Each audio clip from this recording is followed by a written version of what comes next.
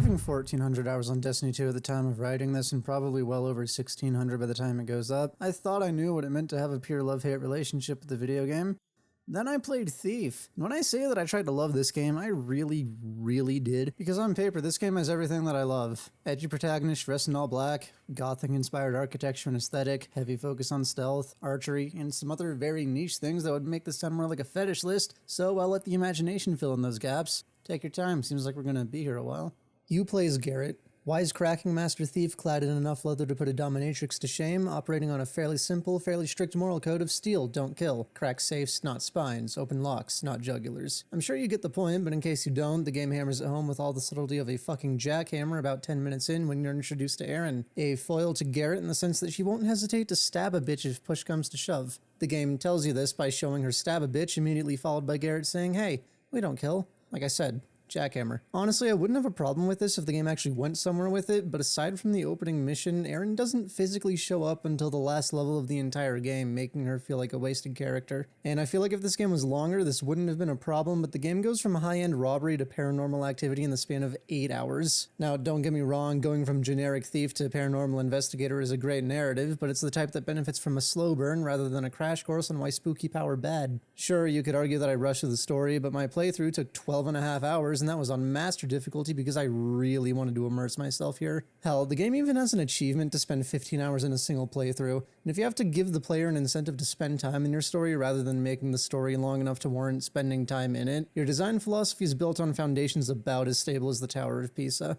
So, let's talk about the story, which you might be surprised to hear I actually kind of enjoyed, despite how much I'm about to be ripping on it. But my problem with the story is mainly its length, and yeah, sure, the pacing's about as consistent as CenturyLink Internet, but it does the job well enough. Anyway, story starts off 1 year prior to when the actual story takes place, with Garrett doing his typical Master Thief thing, breaking into places, stealing whatever he finds. And this whole sequence serves as more of a tutorial and story setup than anything else, and credit where it's due, it does that job pretty well. The whole level takes maybe 20 minutes, and during that time it familiarizes you with pretty much every mechanic you'll need to know for the rest of the game. Picking locks and pockets, sneaking through windows, navigating noisy terrain, and giving guards brain damage. Erin's here too, because we need a reason for the story to happen. Now, the game takes you through the Baron's estate for the tutorial and kicks the story off when the two of you find a bunch of old dudes performing a Full Metal Alchemist ritual with a glowy rock. Living up to the namesake, the ritual goes wrong, rock explodes, Erin fucking dies, and you wake up 1 year later after the wildest blackout of your life. Now, I know it's not a blackout, but I'd much rather call it that so I can say that your highlighter vision is fueled by an opiate addiction for the sake of comedic effect. The highlighter vision that I'm talking about is what Thief calls focus, which is this game's version of Batman's detective vision, albeit not nearly as busted. When you activate this ability, all the objects you're able to interact with are highlighted blue. Pretty useful feature until you activate it and your screen lights up like a teenager's bed in blacklight.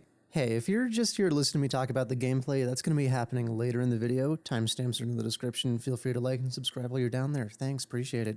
Back to the story. You wake up, opiate addiction in full swing, and make your way back to the clock tower, robbing a jewelry store along the way. You crash at the clock tower, wake up the next night, and go get a job from Basso, your fence. He tells you there's a ring that needs stealing, but slight catch. Owner of the ring, he's dead. Not buried though, so it's not technically grave robbing. You break into the crematorium and make your way to the incinerators where you're introduced to the Thief-Taker General. He shows up earlier in a cutscene, but this is where the game tells you that he's not your friend. As if it wasn't already made obvious by the limp that he walks with, Friar Tuck haircut, and fucking Assassin's Creed Phantom Blade. But how do you tell the player that he's the bad guy outside of his daring design? Well, for starters, you have him cut open the guy that owned the ring, remove it from his stomach, and then shoot the man that was watching. Props to the writers for doing show don't tell some goddamn justice, because now you as the player know that this man is just as stable as your average horse girl. So you break into his office, solve a puzzle to unlock the ring, steal it, get caught by your new friend, and now you gotta hightail it out of there. Or take your time and explore around a bit. No rush really, it's not like you're the main target of a manhunt or anything.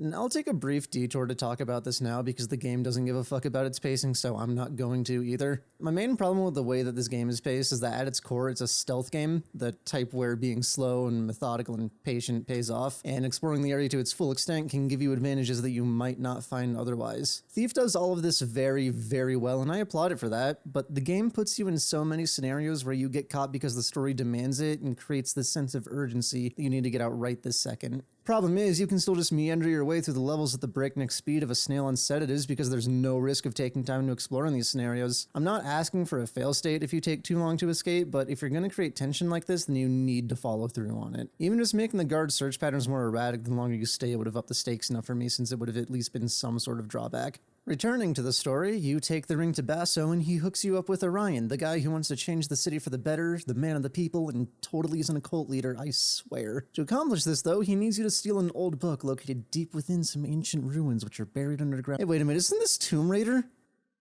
Huh.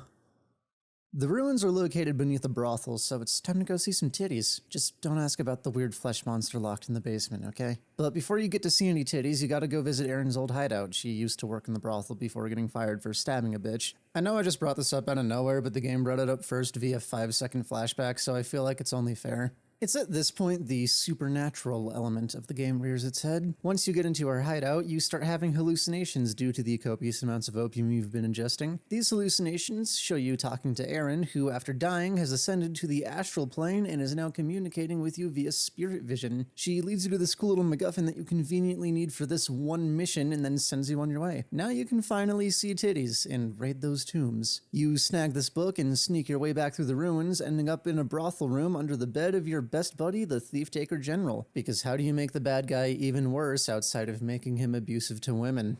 Long story short, Garrett gets caught, Garrett gets out, Garrett gives the book to Basso, Basso gets fucking arrested, and now it's your job to break him out. You get some information out of Orion after holding his book hostage and learn that if you want to break into the prison, you need to break into the architect's house and find his map since he built the prison. You break into his estate and make your way to his observatory, finding him living your dreams. After messing with a very unique and elaborate puzzle that involves you rotating wooden pieces on one axis, you get the blueprints for the prison along with the location and combination for the Baron's Great Safe. Why the architect has the combination, I'll never know, but sure is convenient, isn't it? As soon as you grab the blueprints, Garrett gets caught.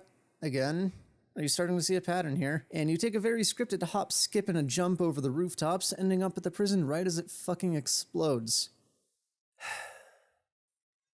Why make a mission revolving around breaking into one of the most heavily guarded buildings in the city where you can test the player's stealth skills when you can just blow the whole thing up and remove any and all tension? That'd be fucking stupid, right? It's not like this is a fucking stealth game or anything, right? See, my whole problem with this level is that it sets itself up to be the best level in the entire game. A true test of the skills you've learned up to this point, and it's just undermined as soon as you show up. I've seen dudes piss with more accuracy than this. I don't even have a problem with the prison exploding. I think that would have been a great way to end the level since the game's already set up a precedent of leaving the scene as fast as you can. I just wish they'd realize the amount of potential that they had with this setting. By this point, Garrett's reached the Baron's Great Safe, and as you're putting in the combination, guess who shows up? Your old pal, the Thief-Taker General. He puts a crossbow bolt in your hand, you ride the safe up Mission Impossible style and thief your way into it. And what do you find here? Mountains of gold, priceless paintings, the Baron's most precious family heirlooms. No, you find the fucking magic rock that started this whole game, because why wouldn't it be the only thing in this massive safe stuck at the top of a prison? You touch the stone, learn that Erin is still alive, and that you need to go to this asylum to get your answers about what happened. Smash cut to the safe on the ground, doors broken off, Garrett miraculously alive, and he makes his way off into the night. You end up at the tavern Basso's hiding out in and ask him to take you across the river to Moira Asylum, the place Erin's astral projection told you to go to. And I need to make something clear right now. This is by far the best level in the entire game. It's so good, my opinion of this game's levels went from average to exceptionally average. But why? Probably because it's the only level in the game that feels properly paced. Probably because the setting feels unique enough to encourage exploration. Probably because the atmosphere remains tense despite a complete lack of human contact. You know, I am astounded that the one time the game takes away the threat of being detected is coincidentally the one time I felt like I needed to sneak around. Seriously, you spend the majority of this level in an asylum that's supposed to be abandoned, and until you make your way to the basement, you start to realize that it is. Yet you constantly feel like you're being watched by something. And that feeling grows stronger as you make your way deeper into the asylum, the corridors getting smaller, the lights fading, until it all culminates with Garrett sprinting down a claustrophobic hallway with these creatures clawing at him from the darkness, desperately trying to pull him in. And who do you find at the end of it all? Aaron. And this is where the story actually gets engaging because you finally figure out what the hell happened to her while you were on a bender. Turns out when she fell through that ceiling and got her back broken in the literal sense, she really just did a fusion dance with the rock and absorbed its power. So she's been held captive in this asylum with the creepy doctors doing creepy doctor things until Aaron gets emotional and turns the creepy doctors into creepy monsters. It's a very creepy level. It's still the best though. I wish the same could be said about the rest of the game, but unfortunately this is Thief and you can probably see a pattern here. Shouts out to the writing though, manages to keep the theme of spiraling downwards that the 5th level introduced, but I will say it's an interesting choice to express that in the quality of the levels over anything else. The 6th level doesn't necessarily commit to this theme too hard, mainly due to level 6 being when the story actually starts doing something, and partly because it's one of my favorite levels from a design standpoint. I really don't think there's anything that screams Thief harder than breaking into a baron's estate, stealing his prized jewel, and then clambering up his elevator shaft looking for answers. What answers are we looking for though? Well, the answer to the question, fuck happened to Aaron, bro? And the answer to that question being, my bro happened, bro. Because the big twist in this game is that Orion, the guy that totally isn't a cult leader, is totally a cult leader and also the Baron's brother, and he wants to be the third coming of Christ using the funny rock magic trapped inside Aaron. And the other twist is that to do this, he needs 3 pieces of the funny rock, and we've already got 1, but where's the rest? Well, if you remember the opiate addiction joke, you'll be pleased to know that your highlighter vision isn't actually fueled by an opiate addiction. It's caused by the 3rd piece of the rock being lodged in your fucking eye, because the true power's been inside you all along. You might have also noticed that I didn't mention the 2nd piece of the rock, but we don't have time for that, it's the end of the level. Orion's cultists are burning down the entire estate to get to this rock, which is located in the Baron's basement laboratory. Sure. You make your way back downstairs, sneak around the cult members, and find your way to the basement before the boys in robes do. Gotta make sure you take your time and grab all those valuables though, never know when all that money could come in handy. Once you find the basement, you do a fairly simple puzzle to break the rock out of its container, go to grab it, but guess who's here?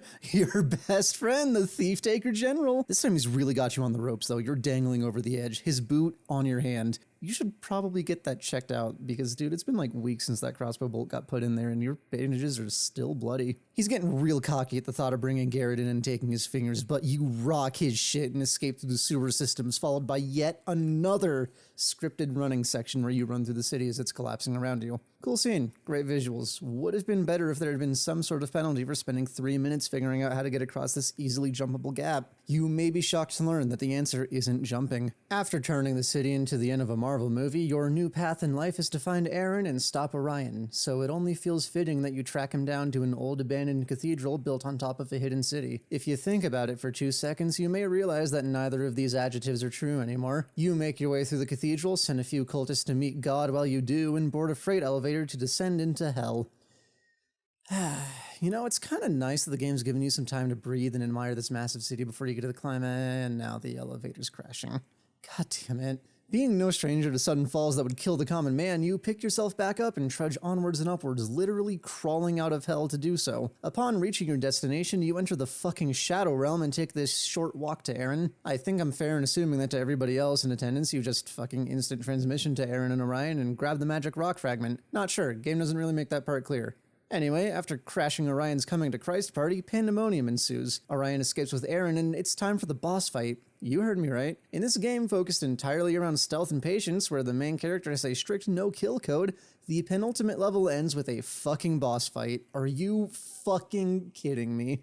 Want to take a wild guess as to who you're fighting? Shouldn't be too hard because it's your best buddy in the whole wide world, the Thief Taker General. How the fuck does this man keep finding us? Doesn't matter, time for boss fight. There's 2 ways you can approach this. Your options are to either run like a bitch or absolutely mix his shit. The latter being the fun way and the former being for any dumbasses that decided to play on master difficulty.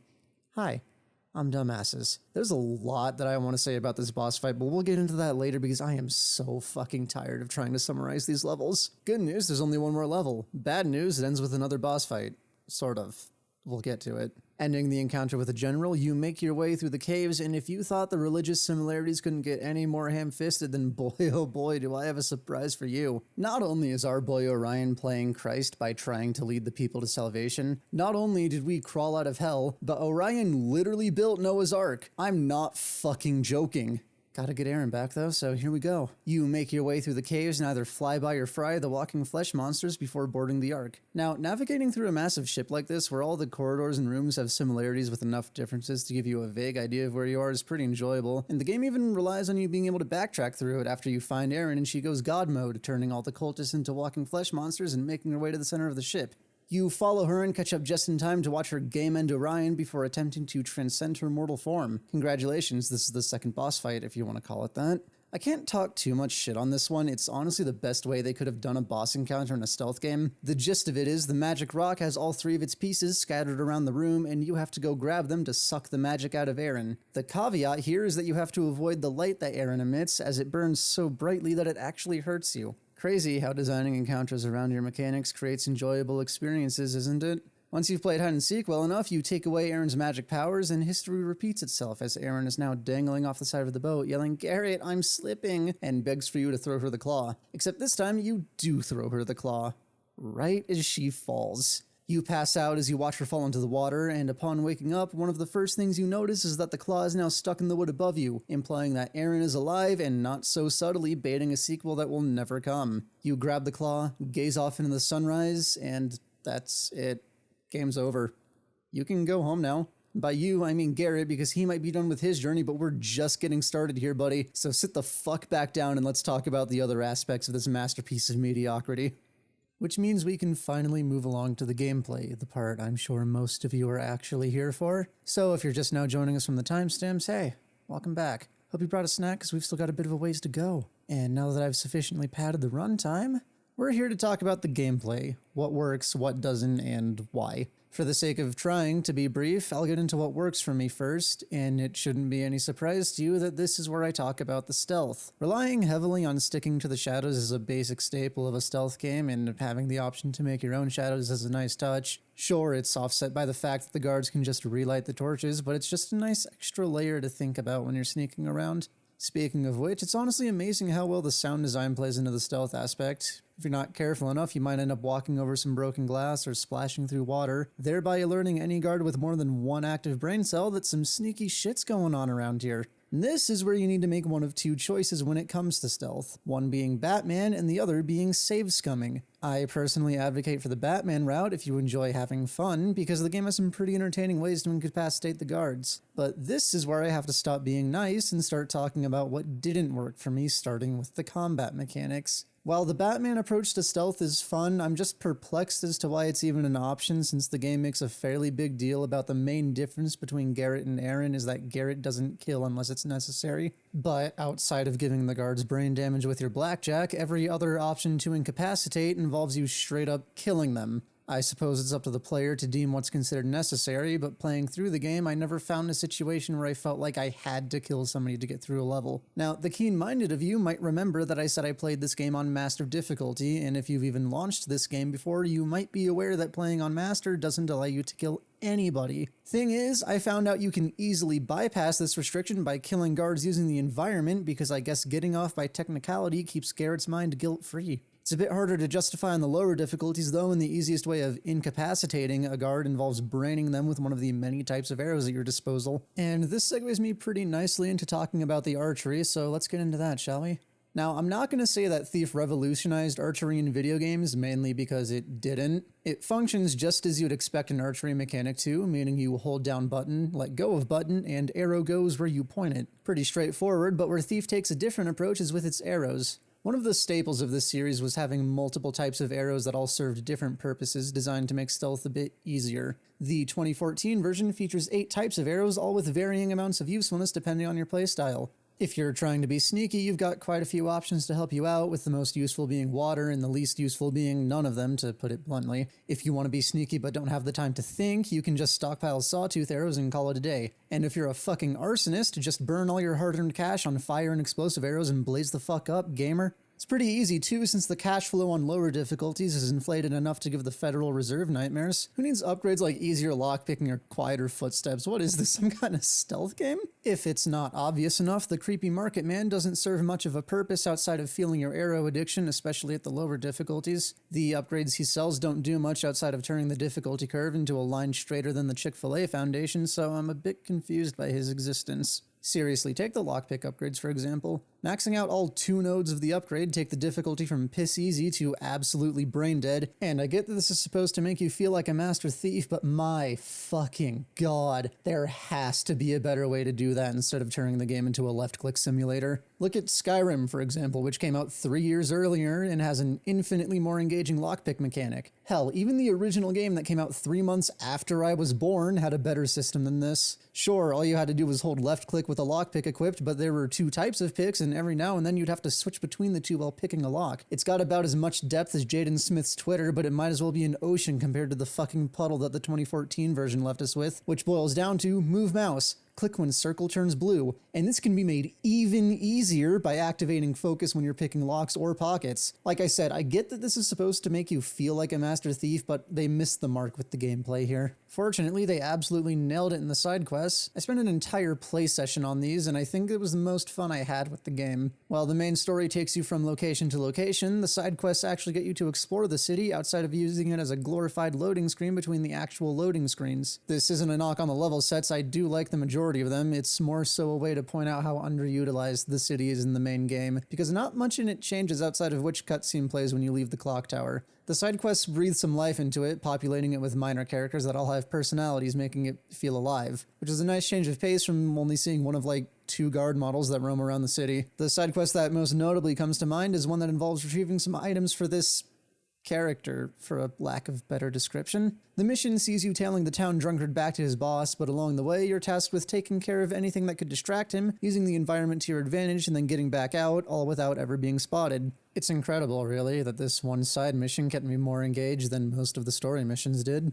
And there's no better way I can think of to segue back into the fucking boss fights. This is how I'm doing it. If you think that's disrespectful, congratulations. That's exactly how I felt playing this goddamn encounter. Now, earlier I said how the final boss fight is actually pretty good, all things considered. This is the exact opposite. Your objective is pretty simple. Leave the room. You're presented with 2 options to get there. One of these is somewhat engaging and actually feels like a player's choice moment. The other is what I played. Again, as I said earlier, if you chose to play this game on master difficulty, you're not allowed to kill anybody, at least not directly. However, when you fight the Thief-Taker General, there are no indirect options to kill him, so you're left with playing the encounter with one tactic. Hope you stocked up on water arrows because you're gonna fucking need them. The master difficulty encounter has you extinguishing torches in a circular room while trying to avoid getting your ass blasted by your best bud at the center of attention. I'm not saying this metaphorically. The man stands in the middle of the room, spinning in a circle, firing off explosive arrows that reignite the torches, as well as one-shotting your ass back to the loading screen if you're unfortunate enough to get caught in the totally fair blast radius. Sure, he has a pattern that he sticks to, but if you make the slightest sound, he will snap on your ass harder than Dad's belt. Normally, this wouldn't be much of a problem and would actually be a good challenge to test your skills within the game. Problem is, it is a fucking problem because the encounter requires you to make noise to be able to progress. So if you aren't absolutely on your A game here, this screen is going to start feeling real similar to this one. And good luck if you're trying to get the collectible in this encounter because Friar Fuck keeps it strapped to his ass in one of 3 pouches. And you'll be lucky enough to get even one of these with the level of clairvoyance this man possesses. If you step within so much as sniffing distance of him, your only real option is to face the wrath of God. Load up that checkpoint, maybe take some time to think about your life choices, like the one that led to you playing Thief on master difficulty for a YouTube video that's gonna get like 10 views. I'm not bitter about this level, you are. You know, the more I think about it, I'm pretty sure the reason I hate this fight so much is that it really shines a light on all the worst parts of this game's stealth mechanics. Granted, there aren't many, but that's not the point I'm trying to make. When this game's gameplay works, it fucking works. And the parts where it works best are the bits where you aren't being railroaded through set pieces because Eidos Montreal really needs you to remember that they also made Tomb Raider, a series with arguably tighter gameplay and objectively better characters.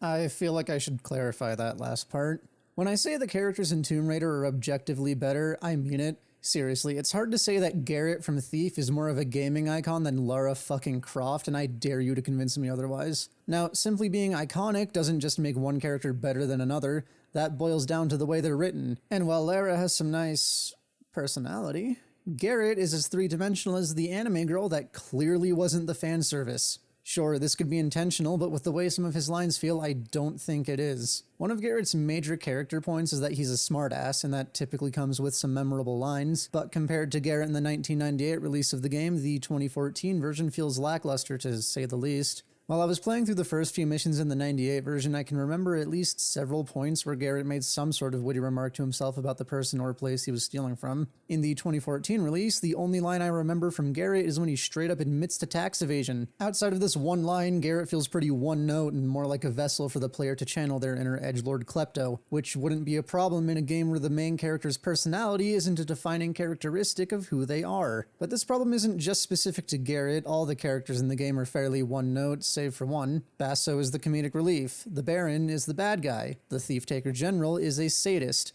Orion is a liar. Aaron is there to fail the Bechdel test. There's really nothing to say about the characters outside of that, so I'm not going to. But I did say there was one character that broke the one-note mold, a character that actually has meaningful progression throughout the story, and that character is the Clock Tower.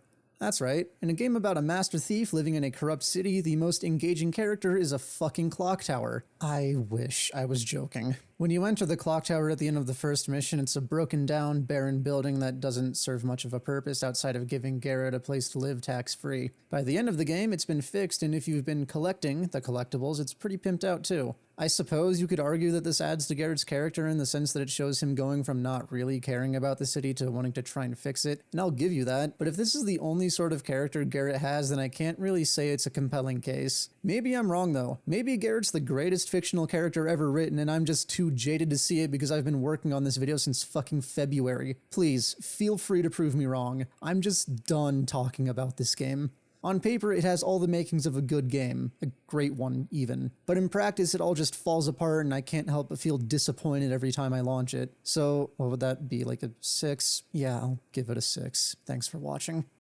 Hey, if you made it to the end of this video, thank you so much for watching. I've been wanting to make content like this for quite a while now, so I hope you enjoyed it. Now, I know this might not be like, top tier production, but cut me some slack. It's my first time, all right? Now, if you want to see more of my content, I live stream over on Twitch at Phoenix__media. Link is down in the description below.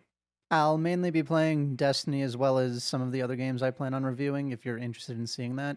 If that's not your thing, then you can turn on the channel notifications and get notified the next time I upload one of these. I already told you earlier in the video to like and subscribe, so this time I'm just gonna ask you to leave a comment. Maybe you agree with me, maybe you disagree with me, maybe you just want to yell at me about what game you want to see me review next. I don't know. Either way, appreciate your time, and I'll catch you in the next one.